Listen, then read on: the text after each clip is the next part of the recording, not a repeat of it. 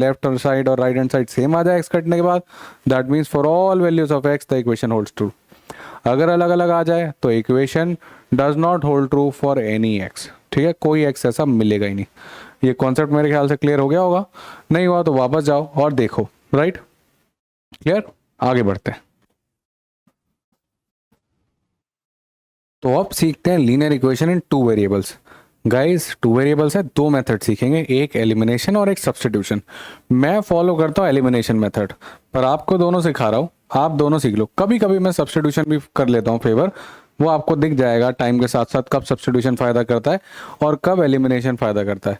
Substitution में तभी follow करता हूँ जब किसी वेरिएबल का कोफिशिएंट 1 हो जाए, तभी वो आसानी से लगता है, नहीं तो वो थोड़ा डिफिकल्ट हो जाता है। अब पहले एलिमिनेशन मेथड सीखते हैं क्योंकि यही सबसे इंपॉर्टेंट है। राइट, इसी को सबसे ज़्यादा यूज़ करेंगे गाइस।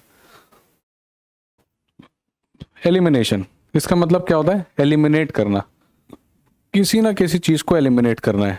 अपनी डिस्ट्रैक्शंस को एलिमिनेट करो, राइट, डीमोटिवेटिंग फैक्टर्स को एलिमिनेट करो, जो चीज़ आपको स्ट्रेस देती हैं उसको एलिमिनेट करो। यही तो करना है ना। अपने आप आपकी जो ज़िंदगी है वो ट्रैक पे आ जाएगी। जो इधर उधर से डिस्ट्रैक्शंस हैं, इधर उधर की बातें हैं जो आपको नीचे खींच रही है, उनको सुनना बंद करना है। बस भरोसा रखना है ऊपर। अगर अपने ऊपर भरोसा है तो आपको कोई नहीं रोक सकता। Simple as that, simple. चलो एलिमिनेट करेंगे। यहाँ पे हम एलिमिनेट करेंगे वेरिएबल को, किसी भी वेरिएबल को कर दो, एक्स को या वाई को, आपकी मर्जी है। ठीक है, कैसे मैं एलिमिनेट करूँ सर? देखो, किसी ना किसी का कोफिशिएंट सेम बनाते हैं। यहाँ पे था 2x और यहाँ पर है x।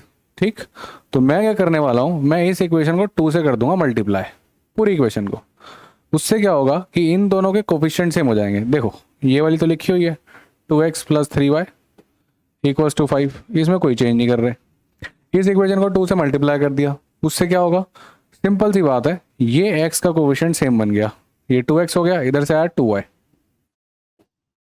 इसको भी 2 से मल्टीप्लाई कर देना, इसको मत भूल जाना, पूरी साइड होगा 2 से मल्टीप्लाई, लेफ्ट हैंड साइड भी राइट हैंड साइड भी। 2 2 जा कितना हो गया? 4। करेक्ट, सिंपल, यहां तक पहुंच गए। राइट, अब आप देखो हमने कितनी चालाकी से, राइट, क्या करा हमने? चालाकी लगाई और चालाकी से हम लोगों ने क्या कर दिया? कोफिशिएंट कर दिया सेम। किसका सेम कर दिया? हमने x का कोफिशिएंट कर दिया सेम। अब इसको कर दो सब्ट्रैक्ट।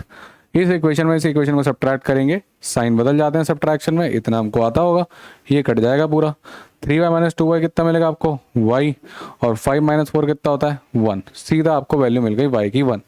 सर ये तो y आया, अब x कैसे निकालें? सर y का कोफिशिएंट सेम करके एलिमिनेट कर देते हैं। अरे फिर बहकी बहकी बातें कर रहा है, कमला हो गया है क्या यार? y1 आ गया है, किसी भी इक्वेशन में डाल दो और आंसर निकाल दो। राइट, y1 है, किस इक्वेशन में डाल रहे हो? मैं बोलता हूँ दूसरी में डाल देते हैं, आसानी से निकल आएगा। बहुत दूर चला गया कलर। y = 1 यहाँ पे डाल देते हैं। तो इस इक्वेशन को मैं लिख रहा हूँ, x ऐसा का ऐसा वो तो निकालना है, प्लस y कितना है? 1 = 2। तो बेटा x की वैल्यू कितनी आ गई? x की वैल्यू आ गई, ये उधर चले जाएगा -1 के, 2 - 1 यानी कि 1। तो x भी 1 आ गया और y भी 1 आ गया। राइट, सॉल्यूशन हो गया।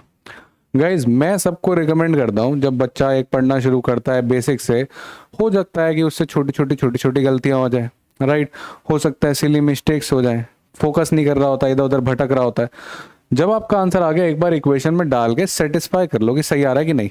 5 सेकंड लगते हैं डालने में, पर क्लियरिटी हो जाती है कि भाई मेरा आंसर सही है, और फील भी अच्छी आती है, कॉन्फिडेंस आता है। x1 y1 डालते हैं, ये बन जाएगा 2, ये बन जाएगा 3, 2 + 3 5। बहुत बढ़िया, मस्त चल रहा है। इधर डालते हैं 1, 1 + 1 2, दोनों इक्वेशन को सेटिस्फाई कर गया, x = 1 और y = 1, यानी कि कंफर्म अपना आंसर सही है। राइट, डरने की कोई बात नहीं है, आगे बढ़ेंगे। हमने जो वैल्यूज निकाली है वो सही है, आगे कुछ गलती नहीं होने वाली। ठीक सर, ये तो सीख गया एलिमिनेशन मेथड। सब्स्टिट्यूशन सिखाओ। सब्स्टिट्यूशन बेटा आसान है पर थोड़ा सा लेंथी हो जाता है। सब्स्टिट्यूशन में क्या है, एक कोई छोटी इक्वेशन पकड़ो, छोटी इक्वेशन जिसके कोफिशिएंट छोटे हो, जैसे इसमें इसके छोटे हैं। x को y की टर्म में लिख लो या y को x की टर्म में लिख लो। ठीक, मैं x को लिख रहा हूँ y की टर्म में। अगर इस इक्वेशन से हम देखें तो x की वैल्यू हो जाएगी 2 - y, ये y उधर भाग जाएगा। अब ये 2 - y जो है यहाँ पे डाल दो x की जगह, ये क्या बन जाएगा आपके पास? 2 × x जगह आपने लिख दिया 2 - y plus 3y = 5। Simple as that.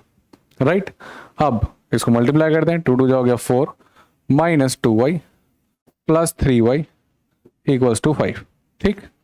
4 उधर चला जाएगा, ये बन जाएगा y, y equals to 5 minus 4 यानी कि 1। अरे सर ये y इक्वल्स टू 1 आ गया, सर यहाँ भी y इक्वल्स टू 1 आया था, जादू। अरे कैसी बातें कर रहा है, जब क्वेश्चन ही सेम है तो आंसर तो सेम आएगा, मेथड बदलने से आंसर थोड़ी बदल जाएगा, आना चाहिए था सेम। अब सर y तो 1 आ गया, x कैसे निकालूं? बेटा ये निकाल रखा है आपने, x कितना है 2 माइनस वाई, डाल दो यहाँ पे, x equals to 2 minus Y, y कितना है 1, तो ये कितना आ गया 1, x भी 1 और y भी 1 जैसा यहाँ आया था। अब आपको समझ में आ गया होगा कि मैं इस मेथड को क्यों नहीं फॉलो करता और इसको क्यों फॉलो करता हूँ, क्योंकि ये मेथड बेटा थोड़ा सा छोटा है, कंसाइज है, हवा में हो जाता है, ज़्यादा मेहनत इसमें नहीं लगती। पॉज करो, दोनों मेथड आने चाहिए, क्योंकि फ्यूचर में जैसे जैसे चीज़ें आगे बढ़ती जाएंगी मैं तो दोनों लगाऊंगा ना, तो आपको आने चाहिए, राइट। चलो अगर आ गया तो ये क्वेश्चन खुद से ट्राई करो, राइट। पॉज कर लो, ट्राई करो, मैं सीधा करने जा रहा हूँ। कौन सा मेथड लगाना है सर?